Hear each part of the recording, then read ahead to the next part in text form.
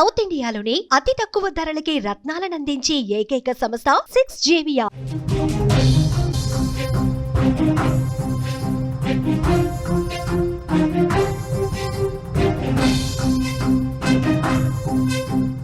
బొల్లారంలో దారుణం చోటు చేసుకుంది. పట్టుపగలే యువకుడిని హత్య చేశారు. చంపి ఇంటికి డోర్ డెలివరీ చేశారు దుండగులు.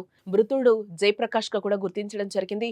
కేసు నమోదు చేసి దర్యాప్తు ప్రారంభించారు పోలీసులు. మృతదేహాన్ని పోస్ట్ మార్టం కోసం తరలించినట్లుగా తెలుస్తోంది. సంగారెడ్డి జిల్లా పటాన్చెరు నియోజకవర్గంలో ఒక దారుణమైన హత్య జరిగింది.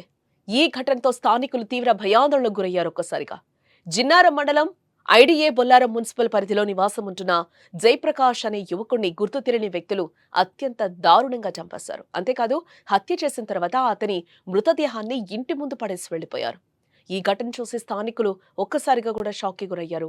సిమెంట్ పనిచేసుకునే జయప్రకాష్ ను చంపి డోర్ డెలివరీ చేసిన ఈ ఘటన ఇప్పుడు సంగారెడ్డి జిల్లాలో సంచలనంగా మారిందని చెప్పుకోవచ్చు.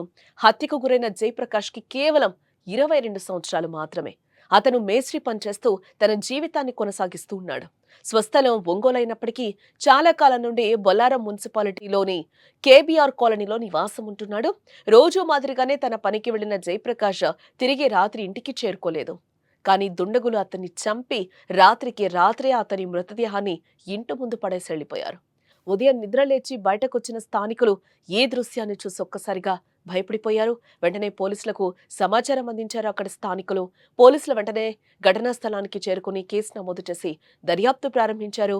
ఈ దారుణం వెనుక ఉన్న వ్యక్తులు ఎవరు, ఎందుకు ఈ హత్య చేశారనే విషయాలపై కూడా పోలీసులు ఆరా తీస్తున్నట్లుగా తెలుస్తోంది. జయప్రకాష్ స్నేహితులు, బంధువులు, అతను పనిచేసే చోట ఎవరితోనైనా గొడవలు ఉన్నాయా అనే కోణంలో కూడా పోలీసులు దర్యాప్తు కొనసాగిస్తున్నట్లుగా సమాచారం అయితే అందుతోంది. జయప్రకాష్ కి శత్రువులు ఎవరైనా ఉన్నారా అనే విషయాన్ని కూడా ఇప్పుడు పరిశీలిస్తున్నారు పోలీసులు. ప్రస్తుతం మృతదేహాన్ని పోస్ట్ మార్టం నిమిత్తం ఆసుపత్రికి తరలించారు. పోస్ట్ మార్టం రిపోర్ట్ వచ్చిన తర్వాత మరిన్ని వివరాలు తెలిసే అవకాశం కనిపిస్తోంది. ఈ దారుణానికి పాల్పడిన నిందితులను త్వరలోనే పట్టుకుంటామని పోలీసులు చెప్తున్నారు. గతంలో కూడా ఇలాంటి దారుణమైన ఘటనలు చాలా జరిగాయి. ముఖ్యంగా గతంలో ఒక ఎమ్మెల్సీ కూడా హత్యకు గురైన యువకుడిని ఇలాగే చంపి డెడ్ బాడీని డోర్ డెలివరీ చేశాడు.